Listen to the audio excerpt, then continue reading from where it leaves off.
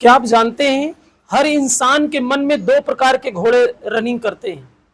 कितने प्रकार के? 2 टाइप के, एक पॉजिटिव और सेकंड निगेटिव।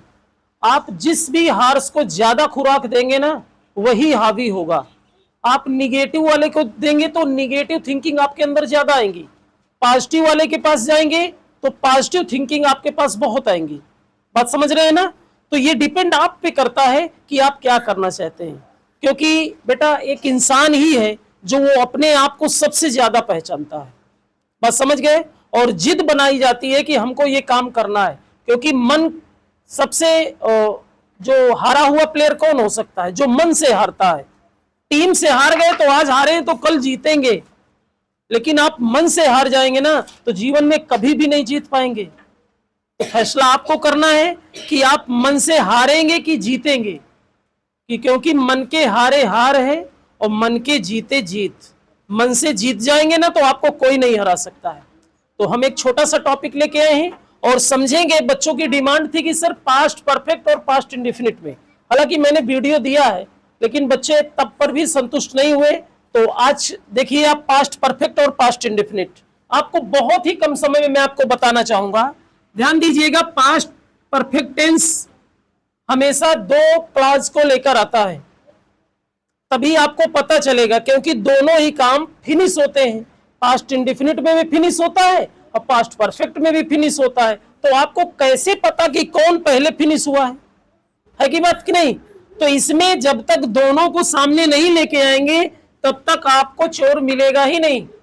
दोनों टेंसों को उठा के लेके आएंगे तभी ना आपको पता होगा कि एक पास्ट इंडेफिनिट में होगा, एक पास्ट परफेक्ट में होगा। लेकिन सिंगल क्लॉज अगर आता है सेंटेंस तो आप कभी भी, चाहे चुका था लगा हो या ना लगा हो, लेकिन सिंगल क्लॉज कभी भी बनेगा तो वो पास्ट इंडेफिनिट में ही बनेगा। आप हिंदी को भूल जाइए, इंग्लिश में भी आपको बनाना है। जैसे तुम सो चुके थे तो बहुत बच्चे बना देंगे यू हैड, लेकिन वो रॉन्ग हो जाएगा। क्या होगा? You slept.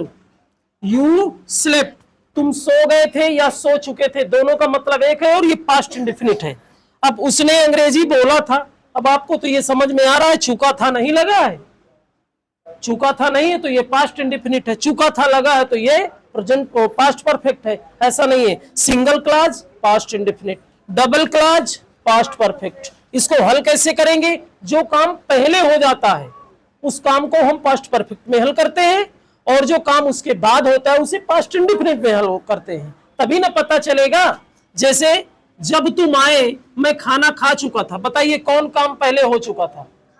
खाना खाने वाला काम खत्म हो गया था, तो ये पास्ट परफेक्ट में हल होगा। चलिए इसी को आप कर दीजिए। पहले क्या हो जाएगा? I had eaten, I had eaten food, मैं खाना खा चुका था।